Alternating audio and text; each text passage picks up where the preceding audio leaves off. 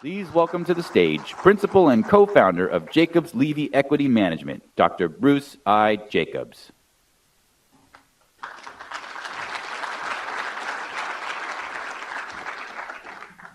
Good evening, everyone, and it's certainly a pleasure to be here.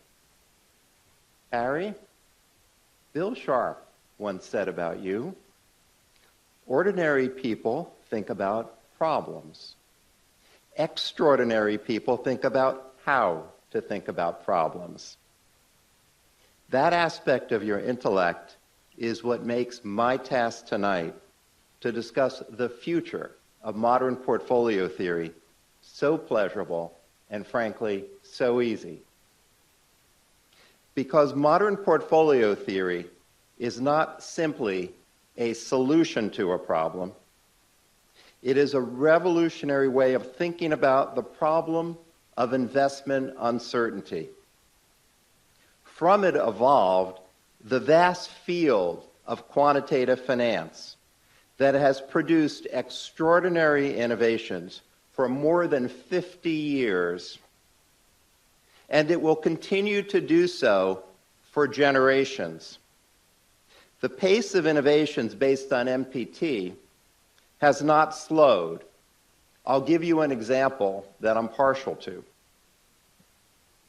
In the past few years, my partner Ken Levy and I turned to MPT to tackle a problem that has long concerned us: the impact of financial leverage, not only at the macro level, where it was a major contributor to the recent global financial crisis and crises before that, but also at the portfolio level.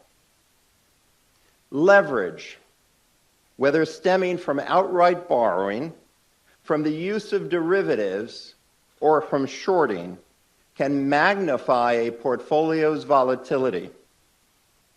Harry's mean variance optimization model takes into account portfolio volatility. However, Ken and I started thinking about other risks of leverage that are not captured by MPT. Most significantly, there is the risk of margin calls, which requires the sale of portfolio holdings if additional capital is not provided at the time of the call. These forced liquidations are often at fire sale prices.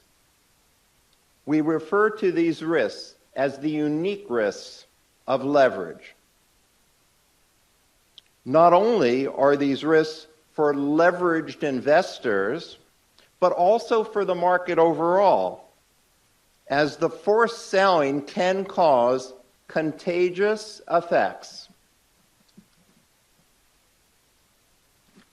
In order to limit portfolio leverage, investors often adopt the classic solution of incorporating a leverage constraint in portfolio optimization. Harry himself outlined methods for doing so in 1959. But constraints cannot solve the whole problem.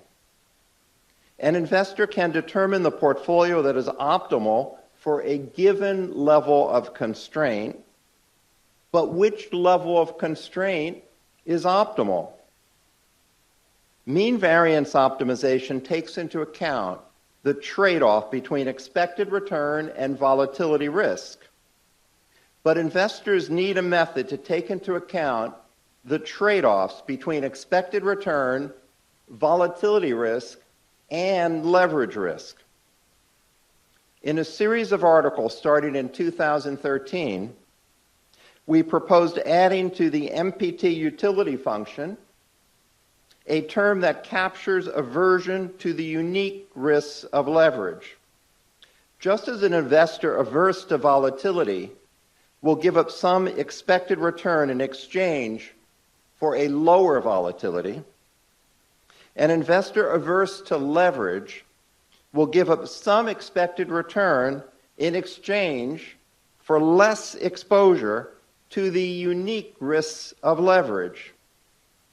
The resulting mean variance leverage optimization model allows the investor to consider the effects of volatility risk and leverage risk, and provides a straightforward approach to selecting optimal portfolios.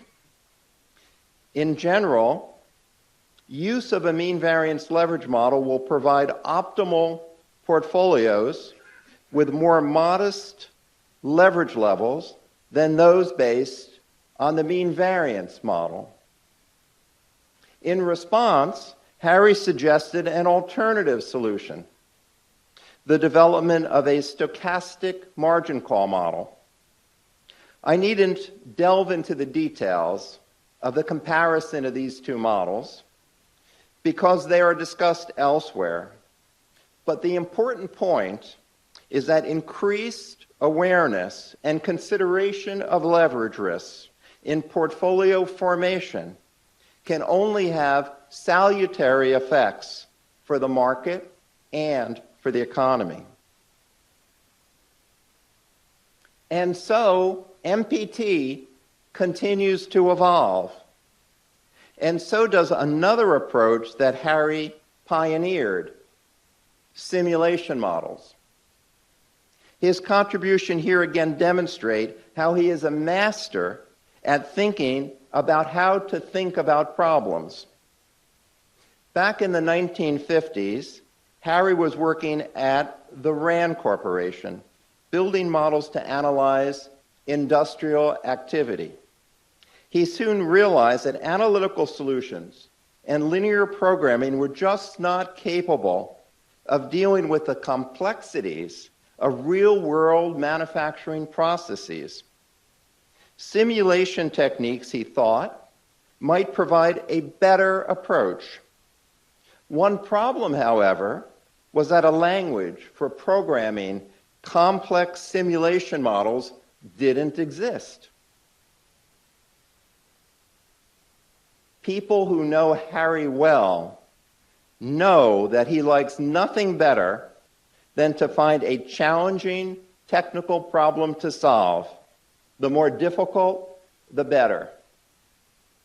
While he is a Nobel laureate in economics, he once said that he sees himself as more of an operations research type of guy. So Harry went on to create a simulation programming language, SimScript. In the early 2000s, Harry, Ken, and I discussed the idea of collaborating on the design of a financial market simulation. At the time, most financial market models were continuous time models that allowed for analytical solutions. What these models can't do is model markets in which changes in regulations or in the composition of market participants change the price process. Nor can continuous time models tell us whether the behavior of individual financial agents and market mechanisms aggregates to the observed market behavior. The Jacobs-Levy Markowitz market simulator, JOM-SIM, by contrast, is an asynchronous time simulator which allows changes to unfold in an irregular fashion as a result of the actions and characteristics of participants and of the system itself. Market prices result from market participants trading in order to maximize their own individual utility. Price changes can be discontinuous, jumping up or down in reaction to events. We found that the right mix of value and momentum investors, with that right mix, the market would be stable. But if there were too many momentum investors, prices could increase explosively. We also found that flash crashes, similar to those we've seen lately, can occur when traders are not anchored to recent price levels. Like Harry, Ken and I believe that an asynchronous time model like JLM Sim is better able than continuous time models to capture the reality of financial markets. Since we made JLM Sim available on our website, it has been used by researchers in more than 70 countries.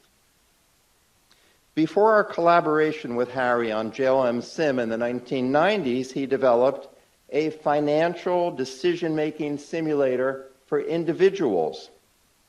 Harry's game of life model would ideally allow users to lay out their own savings, investment, and consumption goals based on their own incomes, savings, education, and skill sets, health, etc.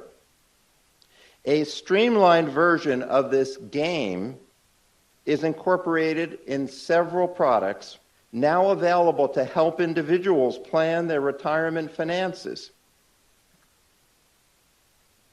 I am especially pleased that Harry's groundbreaking efforts in the field of retirement planning earned him the inaugural Wharton Jacobs Levy Prize for Quantitative Financial Innovation in 2013.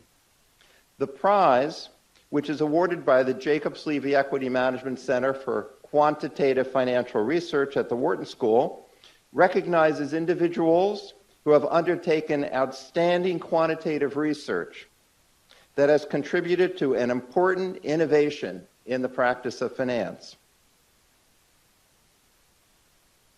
Harry has always believed strongly that theories, including his own, are improved by incorporating the innovations of others. That is why I feel confident in predicting that many future generations of researchers will benefit from his insights. A wise man once wrote, and I quote, "One measure of one's success in achieving a useful understanding and techniques for rational action is to have theory and techniques tried, accepted, and endure." The wise man who wrote those words was you, Harry. And although you are too modest to apply those words to yourself, the rest of us are bound by no such constraint. We salute you for your many contributions, past, present, and yes, future, because your contributions continue and your monumental body of work will endure. Harry, it's been our pleasure to collaborate with you for many years, and we look forward to many more. Thank you.